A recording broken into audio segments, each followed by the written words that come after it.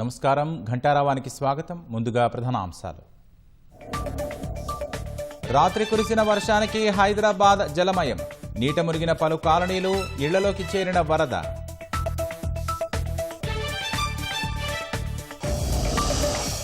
ఇవాళ రాష్ట్రంలోని పలు ప్రాంతాల్లో భారీ వర్షాలు. 13 జిల్లాలకు ఎల్లో అలర్ట్ జారీ.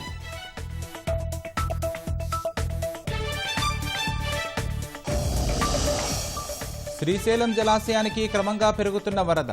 నాగార్జునసాగర్ డ్యాం 2 గేట్లు ఎత్తి నీటి విడుదల.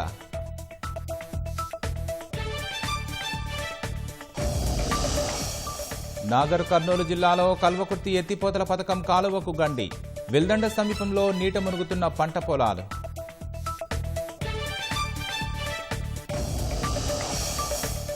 జమ్మూ కశ్మీర్ కిష్త్వార్ జిల్లా దుల్లో ఉద్రిక్తత.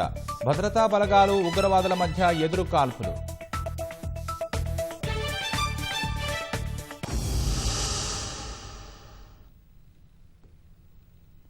హైదరాబాద్ నగరంలో రాత్రి కురిసిన వర్షం ధాటికి అనేక కాలనీలు జలమయమయ్యాయి. మీర్పేటలోని మిథిలానగర్, సత్యసాయి నగర్, బాబాజీ నగర్ సహా అనేక కాలనీలు వరదలో చిక్కుకున్నాయి. అక్కడి తాజా పరిస్థితిని మా ప్రతినిధి శ్రీనివాస్ ప్రత్యక్ష ప్రసారం ద్వారా అందిస్తారు. జంట నగరాల్లోని ఒక్కసారిగా నిన్న భారీ వర్షం కురిసింది, కుండపోత వర్షం కురిసింది. దీంతో అనేక ప్రాంతాలు పూర్తిగా జలమయమైన పరిస్థితి. అయితే మనం ప్రస్తుతం మీర్పేటలోని మిథిలాల్ నగర్లో ఉన్నాం. ఇక్కడ చూడొచ్చు పరిస్థితి కాలనీలో ఏ విధంగా తయారైందనేది మనకి స్పష్టంగా తెలుస్తోంది. దృశ్యాల్లో పూర్తిగా కాలనీని వరద నీరు ముంచెత్తింది. వరద నీరుతో పాటు మురుగునీరు కూడా కలిసి ప్రవహిస్తుండడంతో కాలనీ వాసులు పూర్తిగా ఇళ్లకే పరిమితమయ్యారు. బయట నుంచి లోపల నుంచి బయటికి రావాలన్నా, బయట నుంచి లోనికి వెళ్ళాలన్నా నడక కూడా సాగించలేని పరిస్థితి ఇక్కడ ఎదురవుతుంది. పూర్తిగా దుర్గంధం కూడా వ్యాపిస్తున్న పరిస్థితి. తీవ్ర దుర్గంధం కూడా వెదజల్లుతుండడంతో అసలు కాలనీలోంచి బయటికి రాలేకపోతున్నాము. అదేవిధంగా ఇళ్ల నుంచి కూడా బయటికి రాలేని పరిస్థితి. కనీసం నిత్యావసరాలు తెచ్చుకోవాలన్నా కూడా బయటికి రాలేని పరిస్థితి ఎదురవుతుంది. ప్రతి ఏడాది కూడా వర్షం కురిసినప్పుడు, భారీ వర్షాలు కురిసినప్పుడు కాలనీలో ఇదే పరిస్థితి ఎదురవుతుందని చెప్పేసి కాలనీ వాసులు అయితే వాపోతున్న పరిస్థితి అయితే కనిపిస్తుంది. ఇదే కాదు, నగరంలోని అనేక ప్రాంతాల్లో కూడా ప్రధానంగా శివార్లలోని లోతట్టు ప్రాంతాలు పూర్తిగా జలమయమయ్యాయి. నిన్న ఒక్కసారిగా కుండపోత వర్షం కురిసింది. నిన్న రాత్రి వర్షం కురవడంతో ఇప్పటికీ వర్షం తగ్గినప్పటికీ కూడా వరద బాధల నుంచి అయితే స్థానికులు బయటపడడం లేదు. తీవ్ర ఇబ్బందులు ఎదురవుతున్నాయి. అసలు బయటికి రాలేనటువంటి పరిస్థితి ఎదురవుతుందని స్థానికులు అయితే చెబుతూ ఉన్నారు. వర్షం ప్రభావం మాత్రం ఇంకా నగరంలోని అనేక ప్రాంతాల్లో కనిపిస్తూనే ఉంది. ప్రధానంగా వనస్థలిపురం, అదేవిధంగా దిల్సుఖ్ నగర్తో పాటుగా హయత్ నగర్ తో పాటు అనేక ప్రాంతాల్లో, అంటే శివార్లలోని అనేక ప్రాంతాల్లో ఇదే పరిస్థితి నెలకొంది. కొన్ని లోతట్టు ప్రాంతాలు అయితే పూర్తిగా జలమయమయ్యాయి. ఇళ్లల్లో కూడా నీరు వెళ్ళిపోయిన పరిస్థితి. ఈ కాలనీలో అయితే స్పష్టంగా చూస్తున్నాం ఏ విధంగా స్థానికులు ఇబ్బంది పడుతున్నారనేది అయితే మనకు కనిపిస్తుంది. మనం చూడొచ్చు స్థానికులు ఏ విధంగా నీటిలో నడుచుకుంటూ అయితే అదే నీళ్ళల్లో, వరద నీటిలోనే నడక సాగిస్తున్న పరిస్థితి అయితే కనిపిస్తుంది. ప్రతిసారి వర్షం కురిసినప్పుడు ఇదే పరిస్థితి ఎదురవుతుందని అయితే పలువురు చెబుతూ ఉన్నారు. ప్రస్తుతం మనతో పాటు కాలనీ వాసులు ఉన్నారు, ఆయనతో మాట్లాడదాం. ఎట్లా ఉందండి, అంటే వర్షం ప్రభావం ఎప్పటి నుంచి ఉంది, పరిస్థితి ఎలా ఉంది? గత 2 రోజుల నుంచి పడిన వర్షాలతోటి మొత్తం కాలనీలో 2 లైన్లు మొత్తం వాటర్ ఉండిపోయినాయండి. మెయిన్గా ఏంటంటే ఇప్పుడు ఈ చెరువుకి పోయే లైన్ లేకపోవడం వల్ల ఇక్కడ మొత్తం ఓవర్ఫ్లో అయిపోయి ఈ లైన్ కానీ ఆ లైన్ కానీ మొత్తం బాగా నీళ్ళతోటి నిండిపోయినాయండి. ఇప్పుడు మీరు ఇక్కడ మోకాల్లో నీళ్ళు చూస్తున్నారు, కానీ ఇంకా ముందులో కొన్ని ఇళ్ళకి పోతేను డ్రైనేజ్ వాటర్లో మా డ్రైన్లోకించి మొత్తం రిటర్న్ వస్తున్నాయి ఇంట్లోకి. మొత్తం ఇంటి పరిసరాల చుట్టూ నీళ్ళు నిండిపోయడం, వృద్ధులు, చిన్నపిల్లలు కనీసం పాలు కూడా బయటికి వెళ్ళిపోయి తెచ్చుకోలేని పరిస్థితి. ఇది ఈ ఒక్కరోజు, నిన్నదో ఈరోజు వచ్చింది కాదండి, గత 5-6 సంవత్సరాల నుంచి కూడా ఉన్న పరిస్థితి ఇది. ఎస్ఎన్డిపి నాలా వేస్తే ఇది పరిష్కారం అయ్యే ఒక చిన్న దాన్ని కూడా పాలకులు పట్టించుకోవడం లేదు. ఎన్నోసార్లు కాలనీ తరఫున మేము విన్నవించుకున్న లోకల్ ఎమ్మెల్యే గారు కానీ కొంత చేశారు, కానీ ఇంకా చాలా చేయాల్సింది ఉంది. ఈ ఒక్క చిన్న ఒక 1 కిలోమీటర్ 1.5 కిలోమీటర్ ఒక ఎస్ఎన్డిపి నాలా వేస్తే, ఈ చెరువు నుంచి చెరువు వేస్తే మొత్తం కంప్లీట్ అయిపోయే పరిస్థితి. ఆ ఒక్క చిన్న పని చేయకపోవడం వల్ల ఇన్ని ఇబ్బందులుగా వస్తున్నాయి. కాబట్టి ఇప్పటికైనా కానీ మేము హైదరాబాద్ని కానీ గవర్నమెంట్ని కానీ లేకపోతే ఇక్కడ లోకల్ అధికారులను కానీ మేము విన్నవించుకునేది ఏంటంటే, ఆ చెరువులకించి వచ్చే నీళ్ళకి ఏదైతే ఉందో ఆ మార్గం చూపెట్టమంటని చెప్పేసి చెప్తున్నాం. ముందర ఏదైతే ఉన్నదో నేరో అయిపోయింది లైన్, ఆ లైన్ ఏదో విడుతు చేయమని కొంచెం పెంచేసి దాన్ని నీళ్లు పోయే విధంగా చేయమంటని చెప్పేసి చెప్తున్నాం. ఎందుకు ఇళ్లల్లోంచి కూడా బయటికి రానటువంటి పరిస్థితి, నిత్యావసరాలు తెచ్చుకోవాలన్నా కూడా తీవ్ర ఇబ్బందులు పడుతున్నారని చెప్తున్నారు. అంటే ఎలా చూడొచ్చు దీన్ని? ఇప్పుడు ఒక్కటే సార్, చిన్న పరిష్కారం చూపెట్టలేక అందరినీ ఇబ్బందులు గురి చేస్తున్న పరిస్థితి అంతే. కనీసం నీళ్ళ ఇంట్లోకి బయటికి రాలేని పరిస్థితి ఎవరు కూడా. ఈ కొంచెం కొన ఉన్న వాళ్ళు, ఈ కొన చివరిగా ఉన్న ఇళ్ళ వాళ్ళు మాత్రమే బయటకు వచ్చేసి ఏదో చేసుకునే వాళ్ళు తప్పించి బయటికి కూడా రాలేని పరిస్థితి. 400 కుటుంబాల్లో 250 కుటుంబాలు నీళ్ళలో 2 రోజులు ఉండాలి, అదే మురికి వాసంతో. ఈ 2 రోజుల పరిస్థితే కాదండి, దీని తర్వాత మళ్ళీ ఇంకో వారం 10 రోజులు దోమలు, ఈ మురికి, అదేవిధంగా డ్రైనేజ్ బయటికి పోకపోవడము, ఇన్ని రకాలుగా అవస్థలు. కాబట్టి మేము కూడా అందరినీ కోరుకునేది ఏంటిదంటే, ఈ చిన్న విషయాన్ని ఎస్ఎన్డిపి నాల ద్వారా ఇది పరిష్కారమయ్యే విషయాన్ని దానికి చేయమంటని చెప్పేసి చెప్తున్నాం. అదేవిధంగా లేదు అంటని చెప్పేసి అంటే మా దగ్గర నుంచి ట్యాక్సులు వసూలు చేయకండి, అసలుకి కంప్లీట్గా మమ్మల్ని వదిలిపెట్టేసేయండి. మా అంతటా మేము ఏదైనా పరిష్కారం చూపెట్టుకోవడానికన్నా మేము ఏదైనా ఆలోచన చేసుకుంటాం. మా దగ్గర ప్రతిసారి పెంచిన రేట్ల ప్రకారం కూడా ట్యాక్సులు కట్టేస్తున్నారు, కానీ మా దగ్గర మాత్రం ఎలాంటి పనులు చేయట్లేదు. ఒక చిన్న రోడ్ వేయమంటున్నాం, ఒక ఈ నీళ్ళు పోవడానికి ఎస్ఎన్డిపి నాలు కట్టడం. ఇప్పటికైనా కానీ ప్రతిస్పందించి ఈ ఒక చిన్న పనులు చేయాలంటని చెప్పేసి మా కాలనీవాసుల తరఫున మేము కోరుకుంటున్నాం సార్. అయితే ప్రధానంగా తీవ్ర ఇబ్బందులు ఎదురవుతున్నాయి. ఎప్పుడు గత 2-3 ఏళ్ల నుంచి కూడా ఇదే పరిస్థితి. ఇక్కడ ఒక నాలా లైన్ని పొడిగించాలని స్థానికులు కోరుతా ఉన్నారు. అయితే ప్రస్తుతం మనం చూసినట్లయితే గత రాత్రి కురిసిన వర్షానికి ఈ సమస్య అంతా ఉత్పన్నమైంది. అయితే పెద్ద ఎత్తున నీళ్లు ఈ కాలనీలో చేరిపోయిన పరిస్థితి అయితే కనిపిస్తుంది. అయితే ప్రధానంగా వర్షపాతానికి సంబంధించి చూసినట్లయితే గత రాత్రి అబ్దుల్లాపూర్, రంగారెడ్డి జిల్లా అబ్దుల్లాపూర్ మెట్లోని అత్యధికంగా 13.5 సెంటీమీటర్ల వర్షం కురిసింది. అదేవిధంగా నాంపల్లిలోని 12.4 సెంటీమీటర్ల వర్షం కురిసింది. ఖైరతాబాద్లో 11.9, చార్మినార్లో 12.5. అదేవిధంగా అత్యల్పంగా చూసినట్లయితే మనకి చార్మినార్లోని షేక్పేట్లోని అత్యల్పంగా పడింది. 6.9 సెంటీమీటర్ల వర్షపాతం నమోదైంది. మరో 2 రోజుల పాటు ఇదే పరిస్థితి ఉంటుందని ఇప్పటికే వాతావరణ శాఖ అధికారులు హెచ్చరించడంతో ఇట్లా లోతట్టు ప్రాంతాల ప్రజలంతా కూడా పూర్తిగా ఆందోళన చెందుతున్నారు. ఈ విధంగా వర్షపు నీరు ఇళ్లలోకి చేరిపోతే తాము ఎలా నివసించాలని ప్రశ్నిస్తున్నారు. ప్రస్తుతం అయితే మరోసారి వర్షం కురిసే అవకాశం ఉందని వాతావరణ శాఖ హెచ్చరికల నేపథ్యంలో అయితే కాలనీవాసులు ఇక్కడ మీర్పేట్లోని మితాలీ నగర్ కాలనీవాసులు అయితే ఆందోళన చెందుతున్నారు. ఎప్పుడు ఏ విధంగా అయితే వరద నీరు మా కాలనీని ముంచెత్తుతుందో అని చెప్పి వారు ఆందోళన చెందుతున్న పరిస్థితి అయితే కనిపిస్తుంది. అయితే లోతట్టు ప్రాంతాల ప్రధానంగా లోతట్టు ప్రాంతాల్లో నివసించే ప్రజలు అనవసరంగా రోడ్ల మీదకి రావద్దు, వచ్చి ఇబ్బందుల పాలు కావద్దని ఇప్పటికే జిహెచ్ఎంసీ కావచ్చు, హైడ్రా అధికారులు స్థానికులకు సూచించిన పరిస్థితి కనిపిస్తుంది. ఇది ప్రస్తుతం వర్షానికి సంబంధించిన తాజా పరిస్థితి. Over to you. ధన్యవాదాలు శ్రీనివాస్. నాగర్ కర్నూలు జిల్లా వెల్దండ సమీపంలో కల్వకుర్తి ఎత్తిపోతల పథకం D82 ప్రధాన కాలువకు గండిపడింది. ప్రవాహం భారీగా పెరగడంతో కాలువకు వరద పోటెత్తింది. కాలువకు గండిపడడం వల్ల సమీపంలోని పంట పొలాలను వరద ముంచెత్తింది. స్థానిక రైతులు ఆందోళన వ్యక్తం చేస్తున్నారు. అధికారులు వెంటనే స్పందించి నీటిని నిలిపివేయాలని కోరుతున్నారు.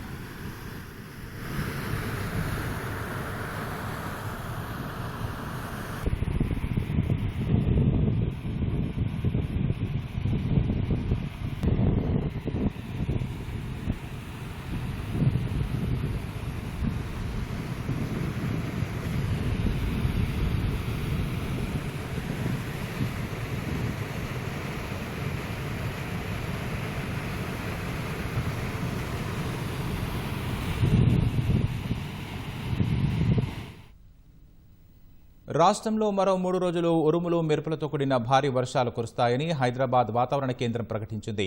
ఇవాళ నిర్మల్, నిజామాబాద్, కామారెడ్డి, జగిత్యాల, రాజన్న సిరిసిల్ల జిల్లా, మెదక్, సంగారెడ్డి, సిద్దిపేట, వికారాబాద్, నాగర్ కర్నూల్, ములుగు, భద్రాద్రి కొత్తగూడెం, ఖమ్మం జిల్లాల్లో భారీ వర్షాలు కురుస్తాయని తెలిపింది. ఆయా జిల్లాలకు యెల్లో అలర్ట్ జారీ చేసింది. హైదరాబాద్లో తేలికపాటి నుంచి మోస్తరు వర్షం కురిసే అవకాశం ఉందని వెల్లడించింది.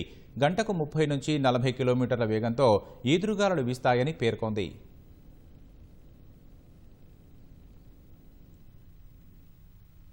శ్రీశైలం జలాశయానికి వరద ప్రవాహం క్రమంగా పెరుగుతోంది. జూరాల, సుంకేసుల ప్రాజెక్టుల నుంచి శ్రీశైలం జలాశయంలోకి 1,08,000 క్యూసెక్కుల వరద వచ్చి చేరుతోంది. శ్రీశైలం నుంచి 1,00,000 క్యూసెక్కులు విడుదల చేస్తున్నారు. పోతిరెడ్డిపాడు నుంచి 35,000 క్యూసెక్కులు, ఎడమగట్టు విద్యుత్ కేంద్రం నుంచి 35,315 క్యూసెక్కులు, కుడిగట్టు విద్యుత్ కేంద్రం నుంచి 30,465 క్యూసెక్కులు విడుదల చేస్తున్నారు. శ్రీశైలం పూర్తిస్థాయి నీటి మట్టం 885 అడుగులు కాగా ప్రస్తుతం 879.10 అడుగులు ఉంది. ప్రాజెక్టు పూర్తిస్థాయి నీటి నిల్వ సామర్థ్యం 215.80 టీఎంసీలు కాగా ప్రస్తుతం 183 టీఎంసీలు నిల్వ ఉన్నాయి.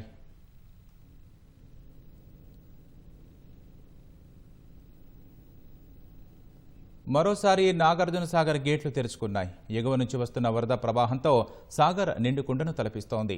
జలాశయంలో నీటి మట్టం గరిష్ట స్థాయికి చేరడంతో 2 గేట్లను 5 అడుగుల మేర ఎత్తి అధికారులు నీటిని దిగువకు విడుదల చేస్తున్నారు. నాగార్జున సాగర్ జలాశయం పూర్తిస్థాయి నీటి మట్టం 590 అడుగులు కాగా ప్రస్తుతం 590 అడుగులకు చేరినట్లు అధికారులు వెల్లడించారు. జలాశయంలోకి ఇన్ఫ్లో 65,827 క్యూసెక్కులు ఉంటే 60,644 క్యూసెక్కులను దిగువకు విడుదల చేస్తున్నారు.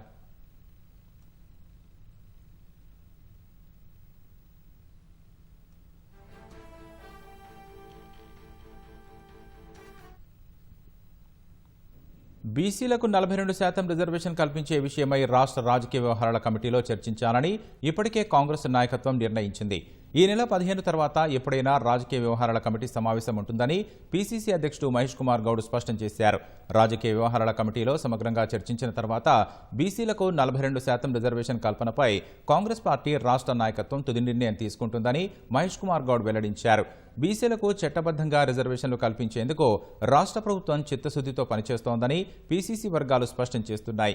అధికారికంగా 42% బీసీలకు రిజర్వేషన్ కల్పించే విషయమై రాష్ట్ర ప్రభుత్వం చేయాల్సిన పనిని పూర్తి చేసిందని కాంగ్రెస్ వర్గాలు చెబుతున్నాయి.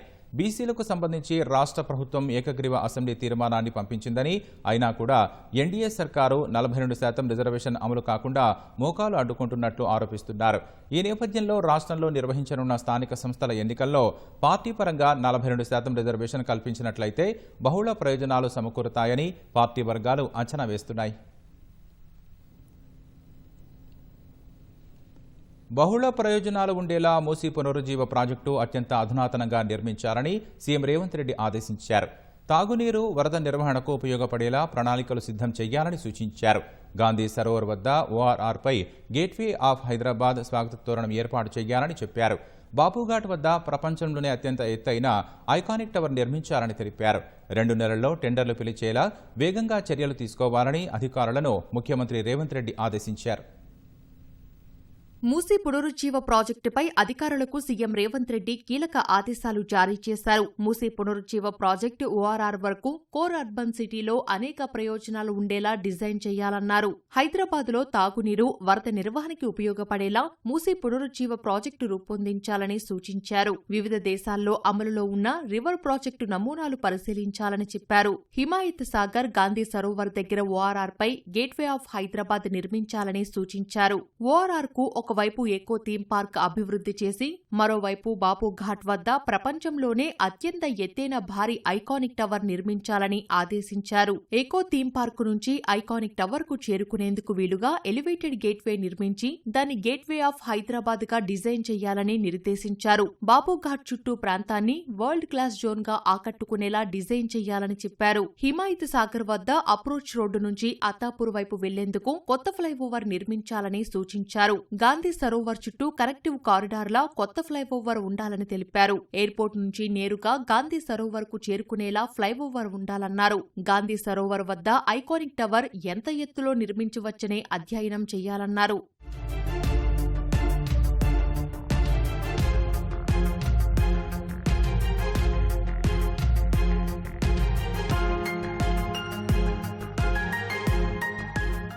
ఉస్మాన్ సాగర్, హిమాయత్ సాగర్ జంట జలాశయాలు హైదరాబాద్ తాగునీటి అవసరాలను మరింత తీర్చేలా ప్రణాళిక చేయాలన్నారు. మూసీ పరివాహక ప్రాంతానికి ఇరువైపులా స్థలం వృధా కాకుండా అండర్ గ్రౌండ్ లో భారీ వాటర్ స్టోరేజీ పంపులు నిర్మించి అక్కడి నుంచి వాటర్ ట్రాన్స్పోర్ట్ జరిగేలా ఏర్పాట్లు చేయాలని ముఖ్యమంత్రి ఆదేశించారు. గాంధీ సరోవర్ను అంతర్జాతీయ స్థాయిలో అభివృద్ధి చేసేందుకు వాటర్ ఫ్లో స్టడీస్ పక్కాగా చేసుకోవాలని అధికారులను అప్రమత్తం చేశారు. 2 నెలల్లో టెండర్లు పిలిచేందుకు వీలుగా పనుల్లో వేగం పెంచాలని సీఎం ఆదేశించారు. హైదరాబాద్లో వరద నీటితో ఇబ్బందులకు చెక్ పెట్టేలా మూసీ పునరుజ్జీవ ప్రాజెక్టుకు ప్రణాళిక చేయాలని తెలిపారు. హుస్సేన్ సాగర్, దుర్గం చెరువు, మీరాలం ట్యాంక్తో పాటు నగరంలోని జలాశయాలు, నాలాలను మూసీకి అనుసంధానం చేయాలని ముఖ్యమంత్రి రేవంత్ రెడ్డి సూచించారు. పర్యాటక ప్రాంతాలను అభివృద్ధి చేసేందుకు రాష్ట్ర ప్రభుత్వం కృతనిశ్చయంతో ముందుకు వెడుతోందని నీటిపారుదల శాఖ మంత్రి ఉత్తమ్ కుమార్ రెడ్డి తెలిపారు. అందులో భాగంగా టూరిజం పాలసీని తీసుకొచ్చి పర్యాటకులను ఆకర్షించి ఆదాయం పెంచేందుకు కృషి చేస్తున్నామని చెప్పారు. లగడికపుల్లో ప్రముఖ పర్యాటక సంస్థకు చెందిన ప్రాంతీయ ప్రధాన కార్యాలయాన్ని మంత్రి పొన్నం ప్రభాకర్తో కలిసి ఉత్తమ్ ప్రారంభించారు. రాష్ట్రంలో ఆ ట్రావెల్స్ నిర్వాహకులు హోటల్ నిర్మిస్తే ప్రభుత్వం తరపున అన్ని విధాలుగా సహాయం అందిస్తామని ఉత్తమ్ హామీ ఇచ్చారు. I think this Courtyard by Marriott brand, I think in Hyderabad also will be very appropriate. We will back you all over. Telangana Prabhutvam very proactive tourism policy తీసుకొచ్చాము. There are many places in Telangana that are very attractive to tourism. We treat tourism as one of the growth areas for Telangana. Tourism పెంచి తెలంగాణకి revenue పెంచే విధంగా మరి ఎక్కువ మంది పర్యాటకులు ఆకర్షించే విధంగా మా ప్రభుత్వం ప్రయత్నం చేస్తుంది. We would like Southern Travels to be our partners in progress of tourism in Hyderabad and in Telangana. ప్రశాంతతకు మారుపేరైన Vizianagaram జిల్లాలో తుపాకీ కాల్పులు కలకలం సృష్టిస్తున్నాయి. ఇటీవలే ఉగ్రమూలాలు ఉన్న సిరాజ్, సమీర్ ఉదంతం ఉలికి పడేలా చేయగా పల్లెల్లో నాటు తుపాకీలు మోత ముగిస్తున్నాయి. వారం రోజుల వ్యవధిలోనే 2 చోట్ల నాటు తుపాకీ కాల్పుల్లో 2 కన్నుమూశారు. ఆస్తి వివాదాలు, భూ తగాదాలే ఈ ఘటనకు కారణంగా తెలుస్తోంది.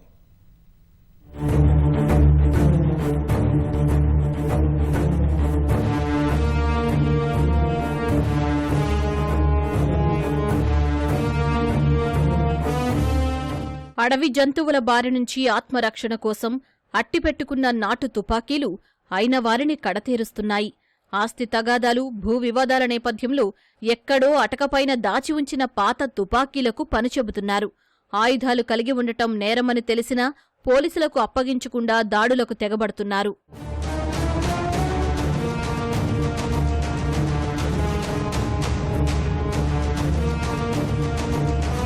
విజయనగరం జిల్లాలో నాటు తుపాకీ కాల్పులు ఆందోళన కలిగిస్తున్నాయి. ఆస్తి తగాదాల నేపథ్యంలో 10 రోజుల వ్యవధిలోనే 2 చోట్ల నాటు తుపాకీలతో బంధువులనే కాల్చి చంపేశారు. విజయనగరం జిల్లా కొత్తవలస మండలం ముషిరాంలో భార్యకు సంబంధించిన ఆస్తి ఇవ్వకుండా బంధువులు అడ్డుపడటంతో ఆగ్రహం చెందిన అప్పారావు మధ్యవర్తిగా ఉన్న మరో వ్యక్తిని కాల్చి చంపాడు. అనకాపల్లి జిల్లా పాతవలసకు చెందిన ఎస్ అప్పారావుకు ముసిరాంకు చెందిన మహిళతో వివాహమైంది. ఆమె 3 ఏళ్ల క్రితమే అనుమానాస్పదంగా మృతి చెందింది. భార్యకు చెందిన ఆభరణాలు, డబ్బు, భూమి కోసం బంధువులతో అప్పారావుకు తరచూ గొడవలు జరుగుతున్నాయి. దీనికి సింహ అప్పారావు మధ్యవర్తిగా వ్యవహరిస్తున్నాడు. ఈ నేపథ్యంలో మరోసారి గొడవ జరగ్గా మధ్యవర్తిగా వ్యవహరించిన సింహ అప్పారావును నాటు తుపాకీతో కాల్చాడు. తీవ్రంగా గాయపడిన అప్పారావు అక్కడికక్కడే చనిపోయాడు.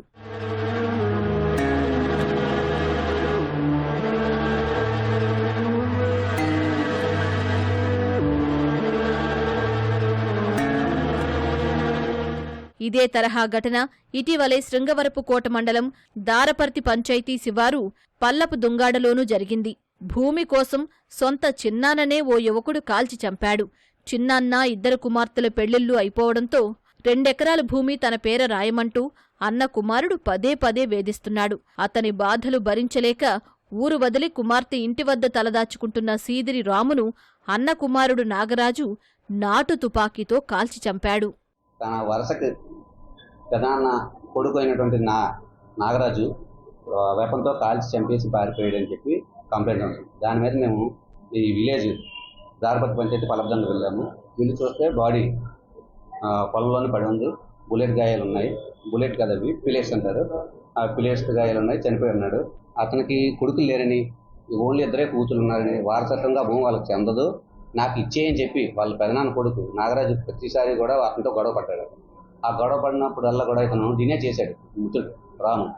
అతనితో గొడవ ఎక్కువ అవుతుందని చెప్పి అక్కడ ఉండడం ఇష్టం లేక వాళ్ళ కూతురు ఊరు చుట్టుపాటు వచ్చేసి ఉండిపోయాడు. పల్లపదొంగపేట వచ్చి ఉండిపోయాడు.